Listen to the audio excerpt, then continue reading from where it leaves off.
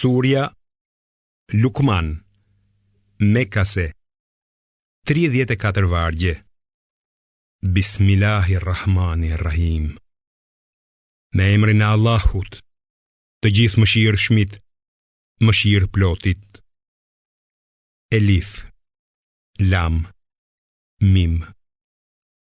Këto janë vargjet e librit plot urtësi, udhërrëfyes dhe mëshirë për punë mirët, që kryejnë namazin, japin zeqatin dhe besojnë bindshëm në jetën tjetër. Këta janë udhëzuar nga Zoti i tyre dhe vetëm këta janë të shpëtuar. Ka disa njerëz që sajojnë tregime të kota për të shmangur të tjerët nga rruga e Allahut me paditurinë e tyre e për t'u tallur me të. Njerëz të tillë i pret dënimi poshtërues. Kur ndonjërit prej tyre i lexohen shpalljet tona, ai e kthen shpinën me mendje madhësi, sikur nuk i ka dëgjuar, sikur janë shurdhuar veshët. Andaj, jepu lajmin e dënimit të dhembshëm. Me të vërtet, ata që besojnë dhe bëjnë vepra të mira, do të gjenden në kopshtet e dhuntisë, në të cilat do të qëndrojnë për herë. Premtimi i Allahut është i vërtet. Ai është i plot fuqishmi dhe i urti.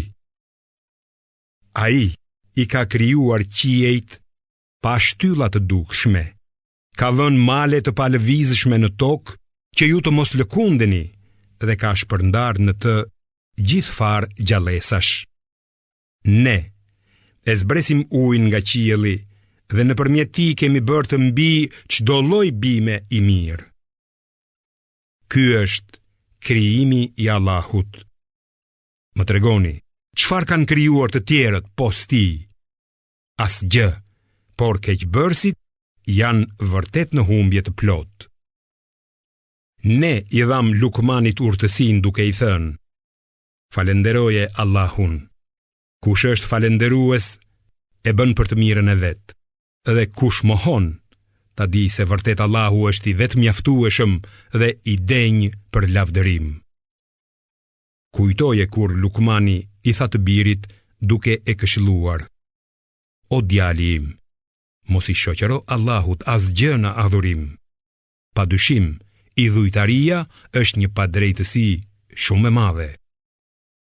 Ne e kemi urdhëruar njeriun që t'i nderoj prindërit e vet. Nëna e ka mbartur atë duke duruar mundim pas mundimi, e ndarja e tij nga gjiri është brenda 2 vitesh. Ne i tham atij: bëhu falenderues ndaj meje dhe prindërve të tu. Tek unë do të ktheheni të gjithë. Nëse ata orvaten që të më shoqërosh mua në adhurim diçka për të cilën ti nuk ke dieni, mos i dëgjo, por sillu mirë me ata në këtë jetë dhe ndiq rrugën e atij që drejtohet tek unë me devotshmëri. Pastaj tek unë do të ktheheni dhe unë do t'ju lajmëroj për atë që keni bërë.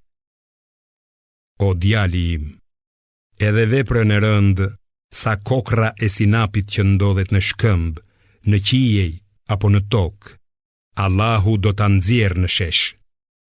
Me të vërtet, Allahu njeh mirë çdo imtësi dhe i di të gjitha fshehtësitë.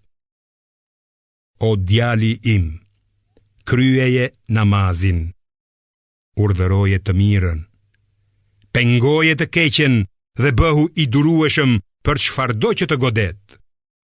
Me të vërtet, ky është thelbi i patundur i të gjitha punëve.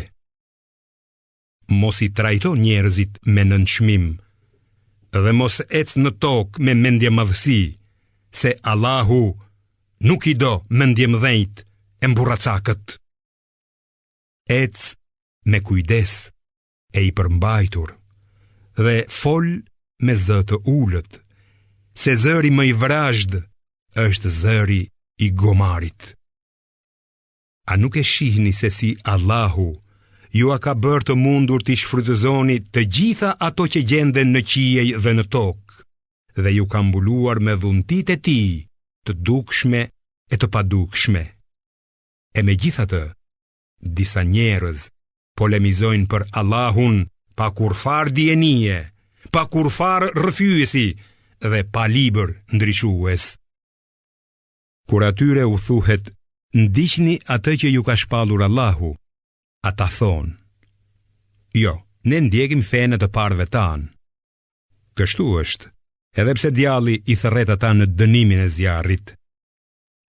Kush i dorëzohet Allahut me tërqenjen e tij, duke qenë punë mirë, ai është kapur për vegën më të fortë.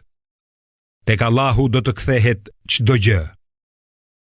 Sa për ata që nuk besojnë, ti, o Muhammed, mos u brengos nga mohimi i tyre. Ata do të kthehen te ne, e ne do t'i njoftojmë për atë që kanë bërë. Me të vërtet, Allahu di çka në zemrat e njerëzve. Ne, ata do t'i kënaqim përkohësisht në këtë botë, e pastaj do t'i hedhim në dënimin e ashpër në botën tjetër. Nëse ti, o Muhammed, i pyet ata, kush i ka krijuar qiejt dhe tokën? Me siguri që do të thonë, Allahu. Atëherë, ti thua ju, qoftë lavdëruar Allahu, por shumica e tyre nuk dinë. Allahut i përket gjithçka që gjendet në qiej dhe në tokë. Vërtet, Allahu është i vetëmjaftueshmi dhe i denjë për lavdërim. Sikur të gjithë drurët që gjenden në tokë të ishin pena, e deti boj shkrimi, e t'i shtohen atij edhe 7 dete të tjera, nuk do të shtereshin fjalët e Allahut. Pa dyshim, Allahu është i plot fuqishmi dhe i urti. Krijimi dhe ringjallja e ju të gjithëve është njësoj si krijimi i një njeriu të vetëm. Vërtet, Allahu i dëgjon dhe i sheh të gjitha. A nuk shihni se Allahu e kthen natën në ditë dhe ditën në natë, se e ka nënshtruar diellin dhe hënën, e secili lëviz për një kohë të caktuar, dhe se Allahu e di mirë çfarë punoni ju.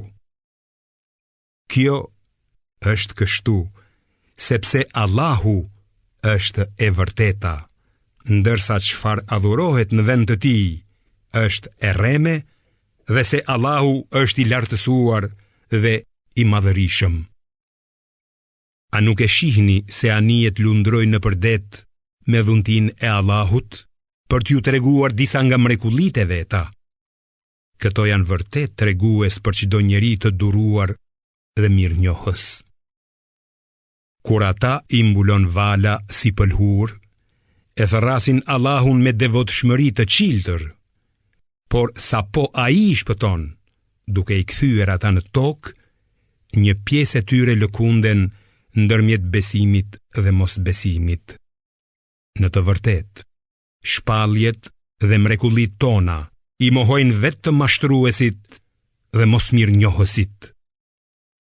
O njerëz, friksojuni Zotit tuaj dhe friksojuni ditës kur prindi nuk do të mund ta ndihmoj as pak fëmijën e vet, e as fëmia nuk do të mund ta ndihmoj sadopak prindin e vet. Premtimi i Allahut është vërtet i sigurt. Prandaj, mos e lini jetën e kësaj bote t'ju mashtroj, dhe as djallin mos e lini t'ju mashtroj për Allahun. Pa dyshim, vetëm Allahu e di orën e caktuar. Ai e zbret shiun dhe e di çka në barkun e shtatëzënës. As një njeri nuk di ç'do të fitoj nesër, dhe askush nuk di se në ç'vend do të vdes. Me të vërtet, Allahu është i gjithdijshëm dhe njohës i çdo gjëje.